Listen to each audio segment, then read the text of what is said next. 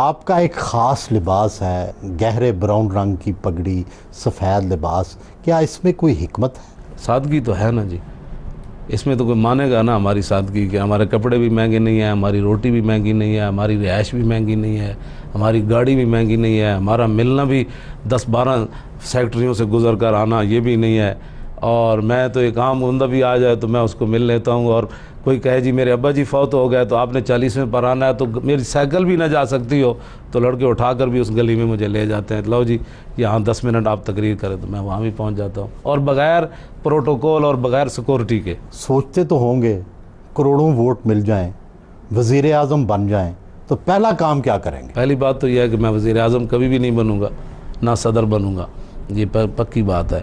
کسی اور کو بنائیں گے؟ اور ہی لوگ آئیں گے، ہم جو پیچھے ہی بیٹھیں گے اور ان کو بتائیں گے کہ وہ روزانہ ان کو، حضرت عمر بن عبدالعزیز نے بندہ رکھا ہوا تھا، فرمایا تھا کہ جب بھی میں کوئی غلط بات کروں تو مجھے کہنا ہے عمر اللہ سے ڈرنا، تو ہم ایسے لوگ پیچھے بیٹھیں گے، اور جب بھی ہمارے بندے غلط بات کریں گے تو ہم ان کو کہیں گے اللہ سے ڈرو۔ اگر خود وزیر اعظم نہیں بننا تو کیا کوئی وزیر اعظم ڈھونڈ لیا؟ انشاءاللہ بڑے ہمارے پاس لوگ موجود ہیں، یقین جانیں، اور بڑے اللہ والے موجود ہیں اور پڑھے لکھے لوگ موجود ہیں۔ تو آپ خود کیوں نہیں؟ آپ ماشاءاللہ آپ کی بھی نہیں، میرا کام ہی نہیں ہے نا یہ، آپ جس طرح جانتے ہیں، میں تو بس اقبال پڑھاؤں گا لوگوں کو، قرآن پڑھاؤں گا، حدیث۔ میں آپ صحیح بتاؤں، اگر ہمیں حکومت مل جائے نا تو پاکستان میں کوئی ہمارا نوجوان جو ہے وہ اس کو گرامر، یہ نہیں ہوگا کہ اس کو گرامر نہیں آتی، ہم ان کو ایسے سستی گرامر پڑھا دیں گے۔ وہ کیسے؟ دیکھیں تو صحیح نا جی، وہ انشاءاللہ ہمارے پاس اس طرح کا وہ ہے نا الدین کا چراغ، تو میں یہ پڑھاتا بھی رہا ہوں، اور میں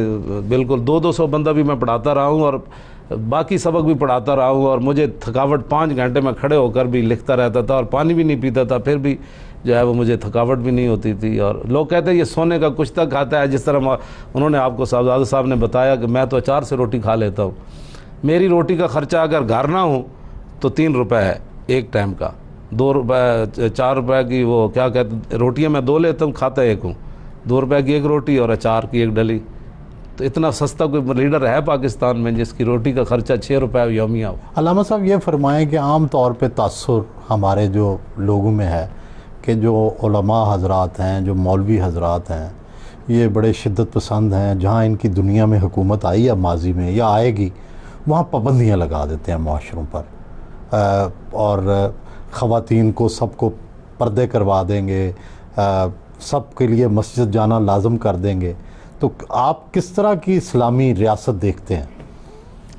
ماضی میں مثلا کہاں عورتوں پر کرسچینز میں پیورٹن کی گورنمنٹ آئی، وہ پھر وہ ان کی بات کرے نا، ہماری تو عمر ایران کے اندر انقلاب آیا، تو ایران میں اب بھی وہ عورتیں جو ہیں وہ کہاں جاتی ہیں، وہ ان کا سارا معاملے بازاروں میں جاتی ہیں، وہ ان کی ملازمتیں کرتی ہیں، سارے ڈرائیونگ کرتی ہے، کہاں ایسے یہ تصور غلط ہے۔ سعودی عرب میں تھا، سعودی عرب میں مولوی تھوڑے آئے تھے، وہ تو ایک شاہی خاندان آیا تھا جس نے، اسلام میں تو شہنشاہیت کا تصور ہی نہیں تھا۔ اسلام میں جمہوریت کا تصور ہے کیا؟ نہیں، اسلام میں جمہوریت کا تصور نہیں ہے۔ جمہوریت کے لیے ہم اس لیے آئے ہیں کہ جمہوریت کو اعلیٰ بنائیں، اسلام کو تخت پر لانے کے لیے۔ تو کیا آپ ایک دفعہ برسر اقتدار آ گئے تو اس کے بعد اسلامی نظام قائم ہو جائے گا؟ کیا اس کے بعد بھی الیکشن ہوں گے یا نہیں؟ کیوں نہیں ہوں گے الیکشن؟ یہ بالکل تاثر چھوڑ دیں، انشاءاللہ قوم خود چاہے گی کہ جناب جس طرح مدائن سے صحابہ نکل رہے تھے، عیسائی فوجیں آ رہی تھی نا، تو عیسائی ایسے دامن پکڑ کر کھڑے تھے، یا اللہ ان فرشتوں کو پھر واپس لا، یہ کیسے لوگ واپس جا رہے ہیں، حالانکہ ان کے ہم مذہب آ رہے تھے۔ تو ہم اس طرح کا نظام لے آئیں گے کہ جس نظام کے اندر، یہ تو ان کی حکومت آئی نا، اگر ہماری پتہ چلتا نا ہماری ہے تو اس وقت سے جھگیاں شگیاں ختم ہو چکی ہوتی، ان کو اچھے طریقے سے ہم نے روٹی پانی دینا شروع کر دینا تھا۔ عیاشی جب کرنی کسی نے نہیں ہے، فرض کریں اس بار ہی آپ کی حکومت آ جاتی تو کیا آپ کے پاس ایسی سوچ اور انتظامات ہیں کہ آپ ملک کو تبدیل کر سکتے ہیں؟ میں کہتا ہوں جی، جس دن عمر بن عبدالعزیز نے صرف مسجد میں خطبہ دیا تھا نا، گھر جاتے ہوئے آدھا اسلام نافذ ہو چکا تھا۔ اسلام نافذ ہوتا ہے اپنے آپ پر، پہلے آپ نے کہا کہ آج کے بعد عمر بن عبدالعزیز کے تمام بیوی کی جائیداد جو ہے وہ قوم کے خزانے میں جمع، ورنہ بیوی کو طلاق۔